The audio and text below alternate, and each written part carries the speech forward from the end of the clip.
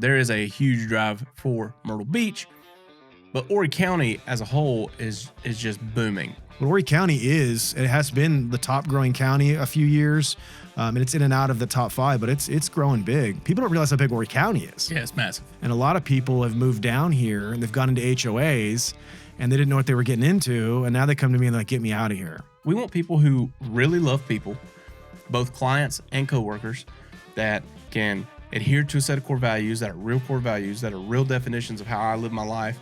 And I want to do life with people like that. I tell everybody, the Barndo Co difference is not just the product difference. It's not just the fact that the process is different. The people here are different.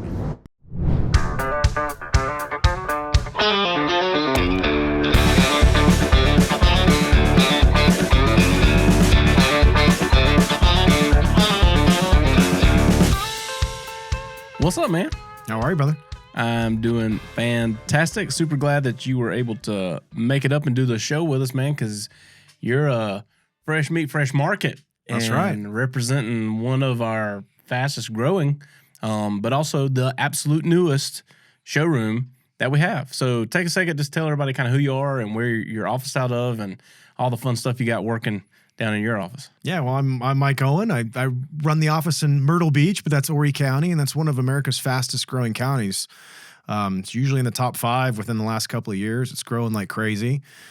People are flocking there. They want to live near the beach. It's got incredible infrastructure. It's got incredible internet. It's growing crazy. Businesses are coming in left and right. Amazon's opening there. Google, Meta, Facebook, all these big time companies are coming in. The word's kind of out. Now people want to live there. So it's a good place to be. And the showroom is pretty cool. Even the mall we're in is being redone. So The one thing is it's growing so fast that it needs a little bit of everything, more homes, more infrastructure. And so people are coming. I mean, we're on the map now. We just got a Trader Joe's about 2 weeks ago. So yeah, that's coming. No, it's awesome, man. Conway was one of those places where when we first started talking about the idea of opening a second location, any statistical data that you run tells you need to be in Horry County. And we made a last minute pivot due to some of the demand that we had seen to go to Somerville first. And in my mind, I was like, well, Horry will definitely be second, right? Or like the third office, And then that didn't play out. And then we ended up expanding to North Carolina. And then I was like, well, we're definitely going to Horry County now. And then it was Tennessee. And then it was like, now, Greensboro. So it was phenomenal to finally be able to open that because I've wanted to be there for so long because there is an economic explosion. Now, it's a little bit conflated because you also have Myrtle Beach, right? And so there is a huge drive for Myrtle Beach, but Horry County as a whole is just booming. And the cool thing about it is there's tons of undeveloped land. Really, it's all been condensed on the coast, and now it's starting to sprawl back out towards 95, and that's what we're hoping to help solve that problem and help people be able to build, lifelong homes and forever homes on their property. And I've been so excited. I remember going back to about this time last year and going down there with my wife and like, all right, the mission is we got to find a place. And we rode around and looked at all these different places, and I found a place in downtown Conway, and I was half sold, half not sold. It wasn't as big as what we have now, but it was a cool little location, just vibey. And I was like, I really want this. And my wife was like, well, just offer it. Just do the offer. And something in me was like, I don't know. And I never feel that way. I'm normally just like, this is the one. And but I did. Reluctantly, I wrote the offer on it, did everything. Everything looked good. It was a go. And then a week later, the property owner called and said, well, we actually had someone come in and offer us a better deal than what you were offering. And so we're going to give you, 48 hours to amend your offer and whatever. And I don't know if they were playing the game or not, but it was enough for me to say, never mind. And so the next day I went back down and was like, I'm not leaving here till I find the place. And we had rode around and I'd talked to all these people on the phone, and that mall had been acquired. Mm-hmm. Basically everything in it had left except for the Belk that had been there since probably before I was born. Yep. And I started talking to the new asset manager, and he was based out of Florida. And I was like, and he's like, well, we're not really looking for that. We're trying to go retail. And I'm like, man, you got to have some, you got 1 billion square feet here, right? With nobody in it. you will rent me something. And so we looked, and I had made plans to go there. So I go down there. Like, I'm talking to him on like a Tuesday, Wednesday. Friday, I'm down there. Go look at the spot. I'm like, man, I really like it. And he had sent me like 3 different options. And the one that we had, I was like, this is the one. This is the place that this is the most perfect location, because it's kind of got private parking. It's not going to be overwhelmed with people, even though there's going to be a lot of people in there. And so I was so excited. So I called the number that he gave me to get let in the building. The guy answers the phone. I'm like, hey, man, I'm in town. I've been looking at places. I've been talking to, I don't even remember the guy's name now. I've been talking to him for like, a couple weeks. And he told me to give you a call. You meet me over here. And he was like, oh, well, we don't own that anymore. And it had been sold again to the new developers that are driving all the growth there. And so I was like, are you kidding me? And he's like, yeah, I got a phone number for a guy, though, that I think is the new guy. So I call him, and he's like, yeah, I'm here now. I'll come over and let you in. So we go in, we walk through everything, and I'm like, this is perfect. This is perfect. I'm ready to write an offer. So then he transfers me up to the guy that's like one of the partners in this new, developing company. And he's like, oh, we have no interest in that. We have no interest in that. We're looking for 30-year anchor tenants only, all, retail and all this other stuff. And I was like, brother, you got to be kidding me. I want this space. And so I went back and forth. And on Saturday morning, I was still texting him because he had made the mistake of calling me from his personal phone. So I was texting him, and I'm like, there's nobody there. You just bought it. You could start cash flowing this with me immediately. I'm going to revitalize. I'm going to build it. I started sending him pictures of what we had done and all. And he was like, okay, if you'll take it, but you won't start paying rent until next year, I'll do the deal. And I was like, what? What? Who does that? Can I take possession of it? He's like, yeah, but I know it's hard, but you can't pay rent until either the end of the first quarter or the beginning of the second quarter next year. But you can start build out immediately. I was like, what a gift. I was like, how would this be a negative? And he's like, a lot of people have to spend. And I'm like, not me, brother. I'm all for that. Like, I don't care if we ever pay rent. Just let me move in and start doing the build out. And so it just happened. And I remember going in there, me and my wife were standing in there, took a picture, like, this is going to be home in Horry County. And then, fast forward 6 months later, it's built out. We're recruiting teams. You came on board. And the first grand opening that I've ever missed, ever. And that was soul sucking for me because I was like, I cannot believe that I cannot be there for the grand opening. But it went off flawless. You guys set a record for the number of people onboarded. We sold 8 homes. Yeah. Yeah, 8 Barndos. Yeah. On opening day. Yeah. So that was the payoff for me to go, it was worth it. You were right, DJ. Yes, there is a demand here. And then I remember watching Slack channels and then being like, Mike just got another one. And Ross was calling me. He's like, this Mike has got a line of people. He's just standing up there processing. I was like, yeah, we're retail. That was one of the requirements to be in space. So full circle it was cool to see it finally unfold. And there was some delays along the way and things that pushed it back. And that changed one of the launch dates and, stuff like that. But hindsight, man, I'm more excited about that location for what it can do, because it has the ability to be a massive market. And so anyway, man, I'm pumped about Conway. But talk a little bit about how you came to Barndo and all of that too, because man, what's really crazy about this thing has been not just our team, because we have really special people here, and I think we kind of set the bar pretty high on what our expectations are and what's important to us in terms of buy-in and culture alignment and vision and things like that. We weed out some people that would be turned off by that, right? And so, but the stories of how they get here and things like for me, it's the most fun. Is we always end up with the perfect person with the perfect circumstance, and it just works. And you hit the ground blazing. You've been here less than a year, and you've won, the most amount of onboards several months, and I think won it for the last quarter. And that's an incredible story. So talk a little bit about that adventure. So I'm from San Diego originally. I lived in Southern California my entire life, 39 and a half years. And during COVID, things changed. And it was kind of a funny story. My wife and I met. She's from the Midwest, grew up farming land, total Midwestern mama, and she's amazing. But we sat down, we first started dating, and I asked her something that kind of threw her off. I said, would you ever leave California? Because she had started her own business. She had packed a U-Haul, driven out from the middle of nowhere in the Midwest, and made her California dreams. And she said, of course, I'm not from here. He said, would you leave here? You're from here. And I said, yeah. I said, California's changed a lot since I grew up, and I've been thinking about it. So I said, let's do an experiment. I said, why don't you go in that room? I'll go in this room, and let's write down any state we'd live in, but we have full veto power over the states. Well, I'd never lived anywhere else. So I've only lived in like good sunny weather, 75 degrees. I grew up a surfer.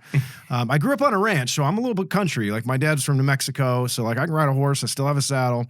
But my wife came out with a list with 2 states on it, and mine had like 30 states on it. And she took the list and said, no, because she's used to snow. Right. And thank God she didn't, because Myrtle Beach got 8 inches of snow. It was a 30-year storm, and that was awful. So she was right. It's the first time I've ever had to shovel snow out of my driveway. I regret that. It was awful.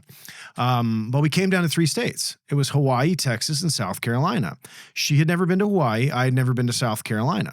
We both been to Texas. We crossed off Texas that night. We kind of talked about it. We both knew Texas pretty well. Her sister lives in Texas. So I took her to Hawaii. We enjoyed the vacation, but she's like, I could never live here. I'd get island fever. So then COVID hit. I had a little child during COVID, and then I had another one at the end of it. And California changed a lot during COVID, and it became a place that I did not want to raise my family. They told us we could buy alcohol, but we couldn't go to church. So I had some issues with that. So I wanted to move to the Bible Belt, and so all of a sudden it became a reality. So I said, this is getting to be unhealthy. We're like obsessing over this. We're looking at homes. We're doing this. We got to like go out there and see if it's right. And we came out to Myrtle Beach, and we absolutely fell in love with the place. Now, I had been a journalist in San Diego early on in my career. I had worked at some stations in Southern California. And so I made an easy transition. I got a job as an anchor and reporter out in Myrtle Beach in Horry County. And I did that for a couple of years. It was a great job. I got to meet the governor. I got to meet all sorts of people, man. It was really cool. I really got to know the community. And one of my beats was real estate.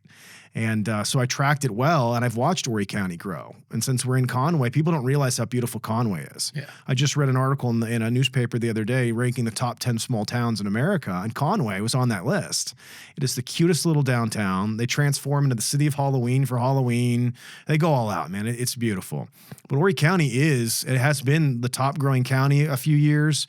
And it's in and out of the top 5, but it's growing big. People don't realize how big Horry County is. Yeah, it's massive. You go from one side to the other, it's like over an hour drive. I'd have to look at the stats, but it's one of the largest east of the Mississippi. It is a massive county, and there's a ton of room. People think of Myrtle Beach. Well, Myrtle Beach is tiny if you look on a map, man. It is the sky wheel and a few blocks. But around it, and you start getting west of the 17, and you start getting, into a little bit more of the countryside of Conway, there's a ton of land out there. And a lot of people have moved down here, and they've gone into HOAs, and they didn't know what they were getting into. And now they come to me and they're like, get me out of here. And they want to put their own personal touches on a house. So I saw an opportunity with you guys when I talked to the head of sales, Lance. The first thing he saw on my resume wasn't that I was an anchor or wasn't a TV star. It was that I had taught at a Christian school years ago. And so that was like, okay, we might vibe together. This might be a really good place, because I value people. And I think the Barndo Co does as well. And so that was big to me. Is people first. No house is going to be perfect. I tell people, my perfect house is like, it's got a bowling alley, 4 slides, 10 pools. The price range of my ideas is not there. You got to find the perfect fit. And I feel like the Barndo Co is all about that, not only in the people they hire, but in the homes that they build. Yeah, no, for sure. Well, I tell people all the time, one of my favorite things about running this podcast is every day on Facebook, you can see our product. All you have to do is pick up the phone and schedule a discovery call, and you can hear all about the process. But this is a great opportunity to put to public the people that are inside of this organization. And I think they're second to none. And I hold a high standard with that. Like I put people first. I think people should be there. I put high expectations on it, right? Like you can't work here and not deliver. Like it's impossible. Like you cannot have a future in the company if you're not exceptional at what you do. And if you're not, it gets found out, and it's not a fit. We want people who really love people, both clients and coworkers, that can adhere to a set of core values that are real core values, that are real definitions of how I live my life. And I want to do life with people like that. And we have some exceptional humans here, man. Like everybody's job gets tough. Everybody goes through, droughts. Like everybody gets in a moment where it feels like impassable, but everything worthwhile is uphill. And I've said that quote probably 2 billion times, but it's one of the most true things I've ever heard in my life. John Maxwell said it, is everything worthwhile is uphill. And when you see people grab the wheel and push, and everyone around them grabs and pushes with them, there's something exceptional about that makes it different. I tell everybody, the Barndo Co difference is not just the product difference.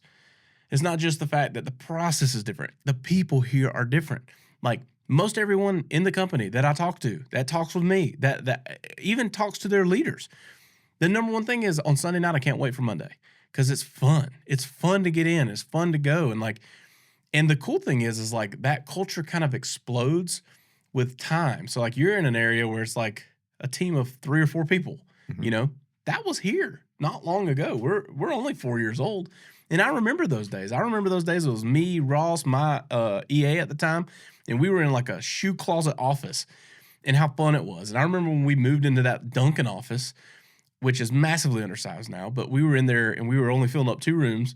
And it just felt nice that Ross had an office and I also had an office. And we were like, we got to sublet all these other offices out, man. We'll never use all this space. And then, just in a matter of 12 short months, like it was just staffed to the gills. And to see that Somerville is kind of in that now because they're in their 3rd year of being in business. And so like they've got a pretty good sized team and like there's some camaraderie. Those people have been through the storm together. And so anytime you move into a new area, it's always the same process. It's new to you, repeat for me of you got to hire, you got to align.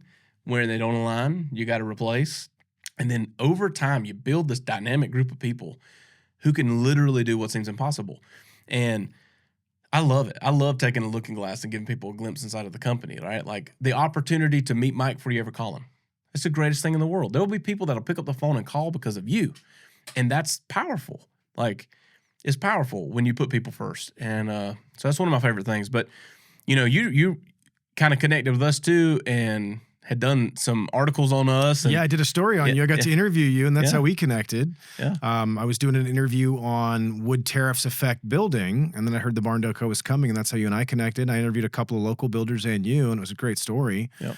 But just talking about that and knowing the real estate beat as well as I did, it seemed like a good transition for me and a good fit with all the Barndo Co values that I felt like I aligned with. And we do have a great team. We're small but mighty. And I had a client in there the other day that just onboarded with us, and she came back the next day. She brought her neighbors in, and they're interested.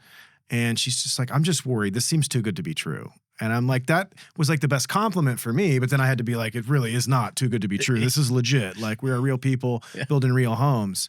But that was nice to hear that. I mean, that's kind of what we're trying to do is to really paint the picture. We're trying to make people feel special. I feel like America's gone away from trying to earn people's business. That's what we're trying to do with not having any onboarding fee unless it's custom. And really, you're just paying our architect if you're going custom. Yep. We're trying to earn your business. How it used to be in America. And things are going away from that. And so we're trying to go back to the roots, trying to win people over through hard work and just to make them feel special. And if we fail in that and they don't want to move forward, then we understand. And that's on us, and we'll revamp and we'll improve because no process is perfect. And as time changes, you have to change your process. But for right now, I mean, that's what I tell people is we're trying to earn your business and we want it. And we want to show you why. I use your line. We were trying to date you before we walked down the aisle. Building's a lot.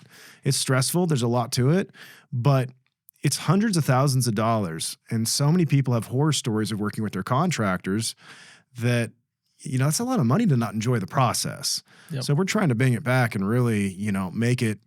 It's the stories that like my mother-in-law tells me about having a bunch of Amish guys build her house from scratch. And they had this great experience. These guys building this thing by hand. This house is gorgeous. Yeah. That's what we're trying to do. Yeah. Well, and it's funny because, you start with a product and we had that. And then we had the product and the product was selling and things were going good, but the process was broken. And so I'm keen to that. Ross's focus was, I got to make the product the best version of the product that it could possibly be. But meanwhile, I'm going, this process needs tightening up, right? I feel like I'm letting people down. And so we execute on the process. And then the process is really good. Then you got to go and find the people that can align inside of it, and so that it all works together. And so like finally at a place to where I had the confidence, because my number one goal in all of this is to reclaim the American dream. Because I feel like as a society we drifted away from it. I mean, you can look at statistical data that says, hey, the number of people that are 30 married and own a home in 1950 was over 50%, and now it's less than 10. And so we've just drifted away from that. And it's from greed, corporations, different things in life, like the cost of living, and people, secondary education is an all-time high. So like people's life start a little later. So that's part of it. The other part of it is just the costs and things are skyrocketing, and people are trying to solve that problem with multifamily and apartments. And like, it was almost like, hey, just, here's $12 coffee. Forget about owning a home, and like, and it's starting to revamp. And so the younger generation, man, like mid-20s and under, have that in their heart. I want to own a home. I want to do this. And for me, that's the greatest gift in the world, is to see someone's dreams come true. And I don't have to be the builder. And so when we engineered that process in the beginning, it was, hey, choose us. Don't just use us. I know that you want to compare me to someone. At least start here and come in, and we charged for it because we were getting thousands of inquiries a month, and there's no way we could have sustained it with a team of 10 people. So like, yeah, it was pay to play, like, hey, if you're serious about this, invest in it. We'll do all this for you, and then we'll hand it back to you. You take it home, and if you choose us, great. If you don't, I hope you find what you were looking for, because I know I can't build every house. I know not everyone's going to like the way we do it. I know we're not going to be the best fit for everyone, but we want you to have a great experience. And so when I stepped back from it and looked at that process, and I looked at the team we have, and I looked at all the room for growth, I remember I called Ross and I said, I'm doing away with onboarding fees. And he was like, you've lost your mind. Go to bed. Call me tomorrow. And I woke up the next morning and I called him and I said, I'm doing it. And I was like, you have to put your foot on my chest and tell me no. I believe this confidently in it. I was like, let me do it, and then I'll tell you why. And he's like, I trust you, do what you need to do. So then I called Lance and Alicia, and they also were like, have you lost your ever-loving mind? And I was like, yes, but that's not the part that's going to concern you. I want to do it in the next 27 days. And boom. But the reason was, more than anything, we can help more people make a decision faster, because so many people are out here doing it. And the more popular it gets, the more spinoffs you get, and the more and then you see horror stories and people. And like, I was like, what we do for onboarded clients, regardless, they get upset if they can't afford to build, right? It triggers an emotional response. And so, yeah, the majority of people who have had anything negative to say about us got to the end of that ride and realized they couldn't afford to build what they wanted to build. And it leaves a bad taste in your mouth, because they had money invested in that. And I'm like, how can we get them there sooner without an investment? But secondly, if we have the capacity to triple or even 5x the amount of people that we're servicing with this, how many more people could have excellent experiences, even if they don't build here, but came in and got that quick education of, they see how we operate. They see the attention to detail. They see that we're asking for pre-approval, land ownership. We're scheduling you come into the showroom, look at the selections. We're sending someone out to your land to come up with those raw costs. We're going in line item by line item, showing you what are upgrades and what are not upgrades. We're showing you our building principles and where we set a standard where we don't deviate from it. We won't go below this. And we understand we're not going to be the cheapest guy, but let me tell you why. And we build the table because they're a family that has a dream, and they're about to make the single largest investment in their entire life. And it might not be with us, but if it isn't, I at least want you, when you go find the next guy, you're educated enough to ask some really important questions. And what I also know is, when you ask those questions and you find out, oh, wait, no, we have to add that in there. Right? Oh, no, we don't do that, but we can. And then once it levels the playing field of, this is what you're getting from me, and now you're also asking them to present it the same way, that cost thing goes away. And we become massively affordable and massively convenient. And so it paved a way for us to be able to service more families. And we have the capacity. We've never been in a position until 2025. I've never been in a position to where we have more capacity for builds than we had sales. And that could be seen as a negative connotation, like, oh my God, sales have declined. Not at all. Sales are up. But we massively hired, procured new teams, built new departments, structured ourselves in a way to be ready for a wave of growth. And I felt like it was time. And so we did that, and it was insanity. It was absolute insanity because I've defended the onboarding costs with every fiber of my being since its inception, to the point where I used to get cussed out on the phone by clients going, "That's crazy. Every other builder I talk to, they don't charge that." And I'm like, "That's great. Go build with them." To getting to a point where I'm like, you know what? I still believe the value of it, but I want to give you the value for free so you can make a decision. I want to earn you business, like you said. I want to earn it. I want to earn it and like move people towards the American dream and build a highway to home ownership, regardless if I build it or not. The Barndo Show is sponsored by the Southern Farmhouse Collection by the Barndo Co. If you are in the market for a new home, and maybe you've explored the barndominium side, but you need more space for your dollar, and you're limited by budget, check out the Southern Farmhouse Collection. What we've done is took a traditional build style, applied it to all the tried and true and loved and cherished Barndo Co plans. You can check out more details about the SFH Southern Farmhouse Collection at thebarndoco.com. And our selections process is fun.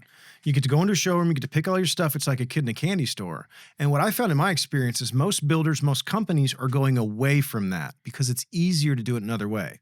In my experience, most builders now say, do you want option A, package B, or package C? Because it's easier and they can hide cost in that. I'll give you an example through something other than building. I just bought a car. You saw it in the parking lot. It's very colorful. You'll never miss it. It's a Bronco freewheeling. And I love the thing. It's great. But I didn't want the upper packages. And they were like, well, I had to have heated seats. I got a bad back. I wanted heated seats. The guy said, well, that's in there $7,000. I said, but I don't want the sky roof. I don't want this. I don't want the GPS. I don't need any of that. I just want the heated seat. He's like, well, that's $7,000 more. I said, well, then I'm out of here. He said, well, what if I could just put in one heated seat for you? And I said, you could put in one heated seat? He's like, well, we don't usually do it, but yeah. And I said, well, that's going to cost me. He said, $200. I thought heated seats were like thousands of dollars because that in that package, it must be worth that, right? The skylight and this and that. It's $200. Ford just canceled the auto park that they had. You know how much the auto park costs on each one of those Fords? $30. Now, from Ford's perspectives, no one's using it anyway because they're terrified to let their car self-park. But that's tens of millions. They're making that many cars. But in my mind, I would have thought that was a $1,000 piece of hardware. So to be able to do it our way and to be able to go and select not package A, not package B, not package C, but everything in your house, I mean, within reason, like we're not going to put a slide on your roof, but to go into our showroom and to be able to pick from, a dozen faucets. And I mean, how many colors we offer? Like something like 15 colors or something ridiculous to be able to trick out your house. I mean, our granite and quartz, you have a giant rack. It's not like, do you want this color, that one, or this one? You have so many options. And to be able to do that and customize your home, a lot of companies, I mean, not just in our industry, they're going away from that because it's easier to sell it the other way. And then you're not questioning prices. You're not going, how much is that heated seat? And we don't do that. We're not backing away from that. And sometimes that bites us in the butt because people go, I can't believe that plug in the floor costs that much money. I said, yeah, I can't either. But that's where we're at. That's where we're at in America today. It's not as cheap as it used to be to build anything. It's not cheap to do anything. The loaf of bread's gone up, Yeah. Well, one thing that I really love about the stories that I hear from you, because I mean, I don't get to sit in Conway and watch, but I do get to see how interactions happen. And obviously, you have stellar performance. You have stellar relationships. You have great rapport with your clients. But like, what are some of the things that you do? Because I think that human element, the piece where you really do put the value, and it's hard to live that life. It's hard to live that life because, like I have to perform to survive. I have to get there. But you do it with a great level of empathy of putting the client first, even if it costs you personally. And so, like, frame that up a little bit. Like, because here's the thing. Like, we have people that are watching this that may walk into the showroom to build with you, but we also have a business owner in Nebraska that's trying to understand how he could sell more products, right? And they tune into this. And, like, it's fun for me because it was an unexpected byproduct of starting this podcast. I get way more interaction from other business owners in completely unrelated fields about some of the stuff we talk about. But like, I feel like you do as good a job as anyone of building a personal level rapport. And the way that, and what first threw up the little sensory tickle in my brain was, I remember I was talking to Lance about some of the metrics that we monitor. And he goes, well, Mike meets in person with everybody. And I said, really? Because that's how I operate. Like, I would pick that over anything. If you had to pick my poison, and it's impossible to do it with everybody, and like, obviously you can't do it with every single lead, but the fact that was a thing where you're like, no, I'll meet them for coffee. I'll do this. I'll do that. And like, it reminds me of the way that I attacked leads, because I know that I can only build so much rapport. But what are some of the things that you focus on to build that rapport with clients, and so they can genuinely see that the objective is they get what they want, whether it's with us or not? Well, first, I'd never worked in sales before. So for me, the first 30 days were a bit of a struggle because I'd never done anything like this before. And I think I was kind of over analyzing it. And so the first thing I did was I started interviewing everybody that I knew that was a successful salesperson. And I came up with some things. And the first thing was, before I even got and took the job, I could never sell anything I didn't believe in. So if you remember, I came up and I met you. I toured a bunch of Barndominiums, and they're amazing. And so that was the first thing. I was like, oh, these are sweet. Yeah. People are going to want to live in these. I like this. I believe in this. So that was step one. Step two is figuring out, and anybody in sales, my advice would be figure out who you are as a salesperson. So whether, your boss or whoever's giving you this, but you have to figure out you.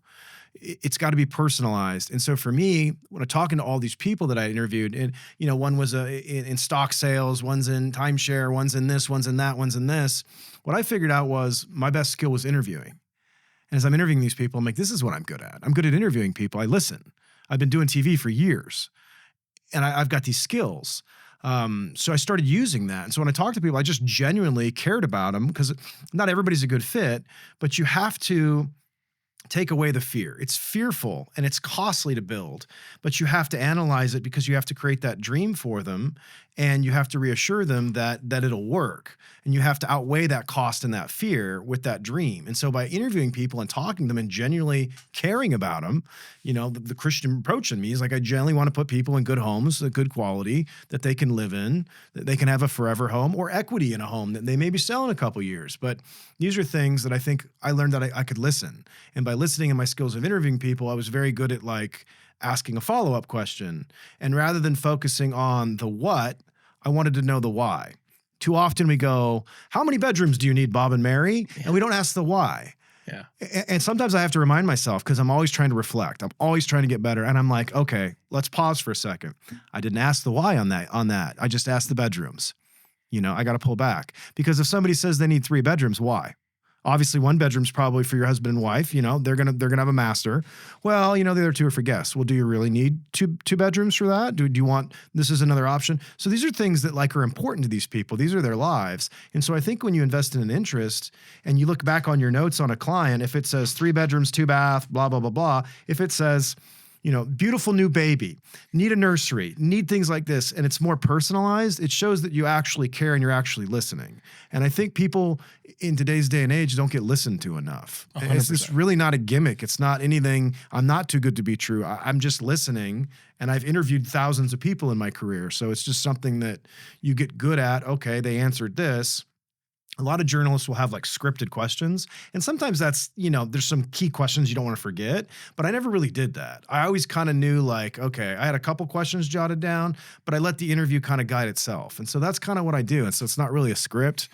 Like I said, that first 30 days was a struggle. I think I was trying to do a lot of scripted sales, and that's just not me. It's not my personality. Well, I think the puzzle fit with what you talked about earlier. We'll let you come in and customize to whatever level of customization you want, so you can actually ask those questions. I think if you had to go into an environment where you had limited choices, that interview process wouldn't be as valuable. But here, we can literally customize and build exactly what you need. We just got to understand what you need. And that's the thing, is the problem I'm trying to solve is not necessarily right up front the affordability on how many square feet and how many bedrooms. That takes all the life out of construction, right? That's what it's been brought down to is, well, what's your price per square foot? How many bedrooms are in that? How many bathrooms? I'm like, well, how many do you need? It could be whatever you want. And I've seen this happen, and it's funny, man, because when we started Barndominiums, when you think of Barndominium, not now so much because we've kind of redefined kind of what they are in our own area, but in the beginning, Barndominiums were these massive buildings with 4,000 square foot of shop and 4,000 square foot of living space and just massive monstrosity structures. And then what we realized is that's just what they show you. That's all it is. That's what people showed because it wasn't readily available to the mass public. And so when we went in and looked at it, I remember when rates went up and things adjusted and we rolled out the Cottonwood. It was like not the smallest, but it was the smallest 3-bed, 2-bath thing that we had assembled Yeah, at it's that time. 1,600 square feet, a little over that. Yeah. Well, and when it was originally designed, it was 1,440. Okay. We beefed it up a little bit to fit because we wanted to build it in Riverbend at the development we did, and the minimum requirements there was 1,600 square feet. And so when we redeveloped it, we were like, we should make this the standard Cottonwood, and so we made it a little bit bigger. But what's funny is I took my parents into it, and they're planning to build soon. Like they're going to sell their place and they've got some land. They want to build them a little house. My mom's like, I don't want a huge house. And I was like, I got this pretty little Cottonwood. It's like 1,600 square feet. She's like, I don't want that small. And then when she came and she walked in it, she was like, there's no way this is 1,600 square feet. Because we put some emphasis in the areas that people use. Most people utilize their living room, their kitchen, their dining areas, their porches, their outdoor living, those more than anything else. You might be someone who's like, I live in a bedroom. Great. Well, let's build it as big as you want. And like, we'll put the kitchen in there with you. I don't care. But being able to have that capacity and put some thought into how we design and not just be trying to say, what's the easiest thing that we can mass produce that the most people would buy? It gives that human element back to it. And so like the interview part, man, it just lights me up to hear because like that's what drives this. That's what started this. I remember in the beginning, people were like, I don't even know if I want a Barndominium. My wife's not sold on it. Like I think it's cool. All dudes thought it was cool. Most of the women then were like, I don't want to live in a barn. Right. And I'm like, I promise you, it won't be able. But what sold them was they'd come in this teeny little office we had. They'd sit at this little table with me and I'd say, now tell me what it is you want. And we'd go through, I'd do the same thing. All right, in your bathroom, what are you thinking in there? Like, what do you use? How do you do this? And like, and then I would take that and partner them up with our drafter, and they would just build. And they're like, this is perfect. This is exactly what I had in mind. I'm like, because it is what you had in mind. And it just sold itself. And so, I don't know, man. I love it. I love to hear that side of it because I think that is forgotten. And I think, if you're not focused on the right things, you're either in it just to churn as many as possible, or you're in it to really satisfy people and deliver something that's meaningful. And what's fun for me now is like we build so many in so many areas. There's no way.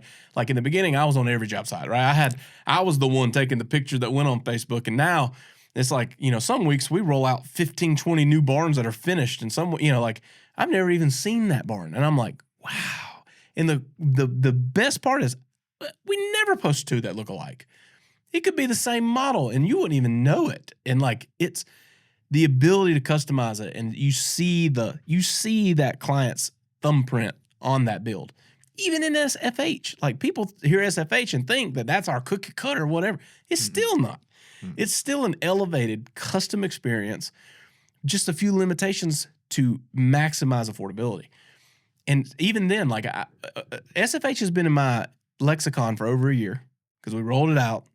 And I knew, like, once people see that thing done, they'll see what it is. And the moment we started posting finished pictures of SFHs, whoosh, and the prices I mean, it's impressive. But I'll tell you this. So when I bought that Bronco, I had just started. And I used it as like a learning tool because I was struggling initially. Like I said, I hadn't found myself yet. And I wasn't true to my core and my beliefs and my nature of how I should be.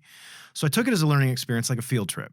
So I went around and I went to all these car dealerships looking for a car. And I knew my budget. I knew what I had.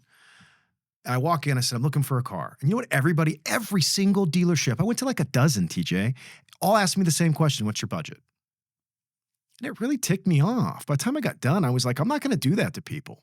Now, don't get me wrong. At some point in our conversation, our discovery call, I'm going to ask you, but I want to get to know you first, because if you have a $500,000 budget and I don't know what you're looking for out of a home, I might be able to save you $100,000. I might not. I might say, listen, you're the realistic of what you want.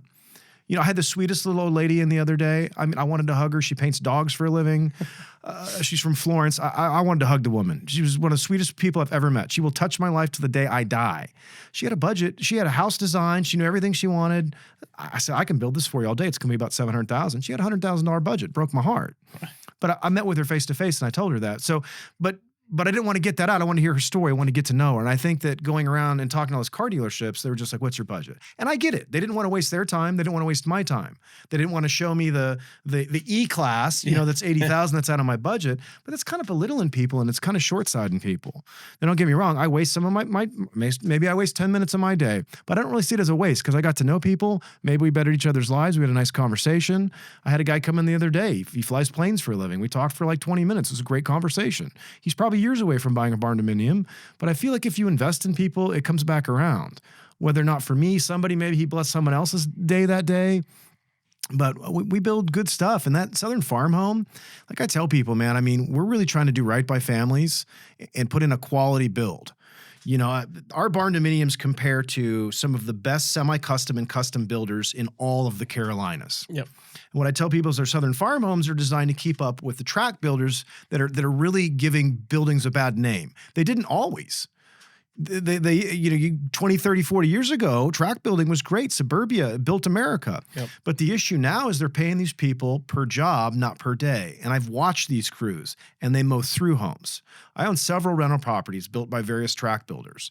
They don't let you really customize anything. It's like, do you want this plan, that plan, or this plan? Great. Put your deposit down. We'll see you in 6 months.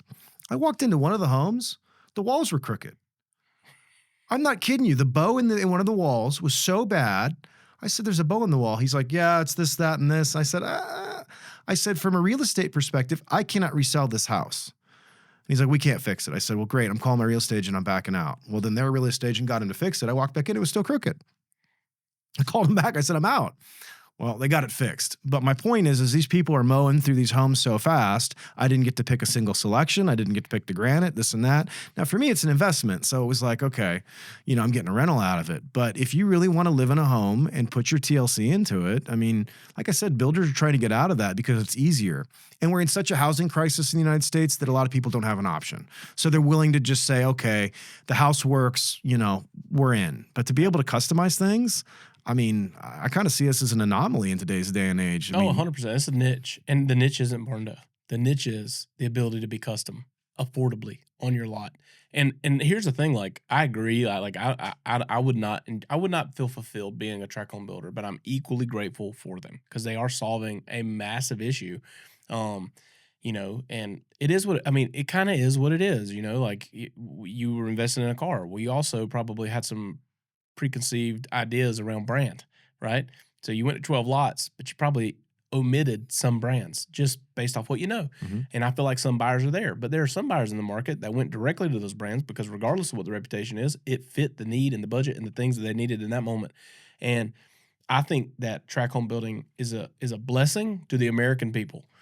But I think there are people that are looking for something different, and there has been for too long an unaffordable way to find it.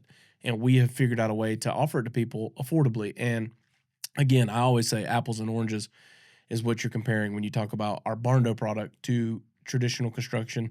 If you go true apples to apples and you look at a real custom builder and you look at the real customization and you look at the finishes and you look at the things that are standard in our builds and you get that apples to apples comparison, we will always be more affordable. You can't convince me otherwise. We will always be more affordable. And the quality's there because it's called a tract home because you're literally building it on a track. You got one project manager, maybe doing dozens of homes at the same time. These people are mowing through them. We're building in rural America, baby. So these guys are showing up. Our subs like us. We never build. We don't have project managers living. And they're coming out there. You got a project manager not building 30 of these things at once. Maybe he's got a few projects going, but he's going to be overseeing this. So the TLC, the quality, and the fact that we do our warranty in-house. Yep. Like homes settle. When I first bought a new house, I didn't realize that. I mean, it's weird to think about. A home settles.